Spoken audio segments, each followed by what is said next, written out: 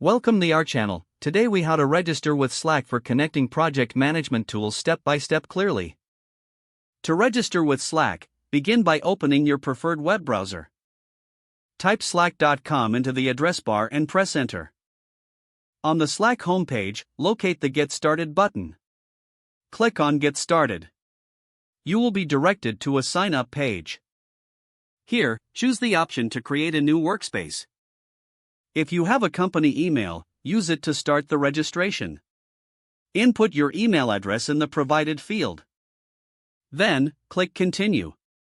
You will receive a confirmation code in your email. Check your inbox for the email from Slack. Once you find it, retrieve the confirmation code.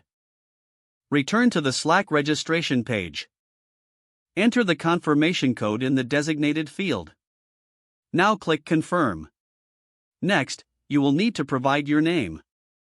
Fill in your first and last name in the required fields.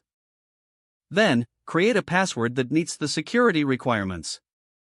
Type this password into the password field. Click Create Account once you've completed this step.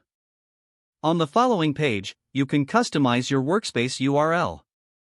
Choose a unique name that fits your team or project. After setting the URL, click Continue. Next, you'll be prompted to invite teammates.